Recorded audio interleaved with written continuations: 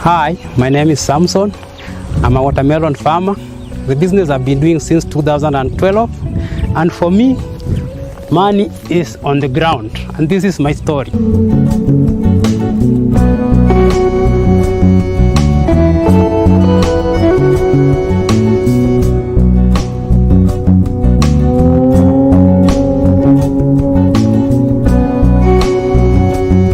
After completing school back in 2009, started venturing in agriculture. Well, I saw life was difficult for me, so I started agriculture because it was what I could afford in terms of capital. It has been a good journey so far.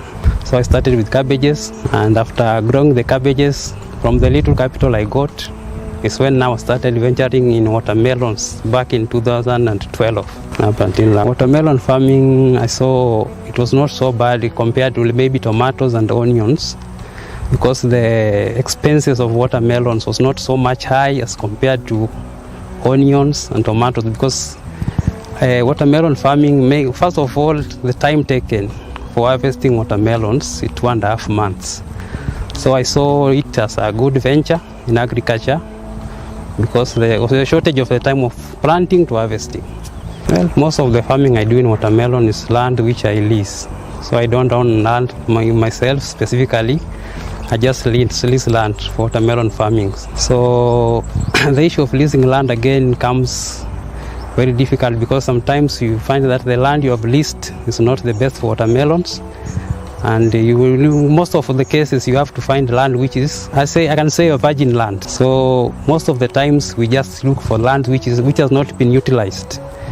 So again, that's a challenge for us as farming in watermelons. Currently, I'm doing it on 1 acre piece of land. Now, farming watermelon maybe in 1 acre piece of land, cost and expenses depends on the weather conditions. For example, the January, February, March season was very hot. So I had to do a lot of watering, pest control, fungicides, and fertilizer application. So basically expenses depend on the area you are in, for example, first of all, because different areas have different climatic conditions. So I cannot say that maybe, for example, we are using 100,000 Kenya shillings on a 1 acre piece of land in maybe Mwea. The same will be used in Kajiado, because it depends on the weather conditions, as I have said. Different type of soils, so it varies depending on the place you are doing it. 1 acre piece of land here in Mwea, because the farming is, this area is called Mwea. For example, me, I've used up to now 90,000 Kenya shillings on starting from renting, plowing the farm, making the furrows, fertilizers, the seeds, and the labor which I've put here, fungicides. So it varies. I'm expecting about 12 tons for the first grade, the grade 1. And after harvesting the 12 tons, I'm expecting maybe like 4 or 5 tons for grade 2. A kilogram of watermelon now goes for 17 Kenya shillings.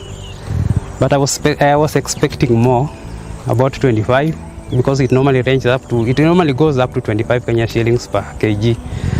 So relatively, it's a bit low, but I can say it's not so bad.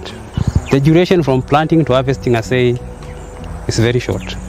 So that's what I like about watermelon farming. The other beautiful thing about watermelon farming is that you can harvest it twice, or even thrice, depending on the soil you are doing the farming, the weather conditions. And the first harvest is always the most.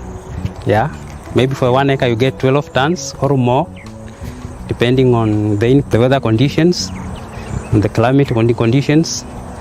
And then the second harvest is normally a bit lower than the first, but again it's not bad, because it's also money which is coming into your pocket. So watermelon farming is good because you can harvest it twice, and it takes the shortest time from planting to harvesting. Since I started farming watermelon, one of the biggest challenges I've had in watermelon farming is climate changes. Due to the weather patterns which have changed, it has affected adversely in terms of watering. Insecticides have been so much. In fact, the prices have skyrocketed. Another challenge which has been here in watermelon farming is fertilizer prices have gone up. The fungicides have gone up. Basically, there's been inflation in all the inputs in watermelon farming.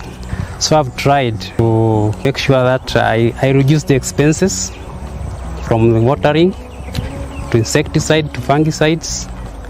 So for example, in my farm, I've tried making the furrows for the watermelons so that they hold the water, so that water don't run abundantly in my farm.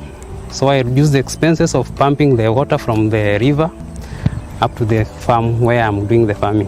When I began farming in watermelon back in 2012, the weather was not so hot as today. So today we have to do a lot of watering. There have been a lot of pests and diseases which were not there back in 2012. So that again has been a challenge for us. We have to cope with. So I can say there's been a very great change in weather conditions, and which has again negatively affected our input in agriculture, specifically in watermelon farming. In trying to address the challenges I've had in watermelon farming, for example, I've been even trying to do some work myself so that I reduce the expenses of labor. When it comes to fertilizer, I've been using manure so that the use of fertilizer is reduced. So manure has been another thing I've been trying to put in my farm to reduce the expenses. For a young farmer who want to venture into watermelon farming, my advice to them will be first of all to maybe contact an agronomist, because there are very different challenges depending on weather patterns, the place you want to do the farming of the watermelons. Secondly, you can visit farmers who have been doing farming of the watermelon, so that you can ask what they have been doing, the weather patterns, how they've been trying to control that, the marketing, how they have been doing that, so that you are good to go. For now, I'm doing 1 acre farm of watermelon. I'm looking forward to maybe doing 2 or 3 as I go on, because of I was doing a big farm, but again weather patterns have changed, so I've had to cut my costs in terms of input. So I'm looking for maybe in the near future doing a bigger farm than 1 acre. That was my agribusiness story. Sweet from the farm straight to my pocket. What is your story? Share it. So sweet. Tamu sana.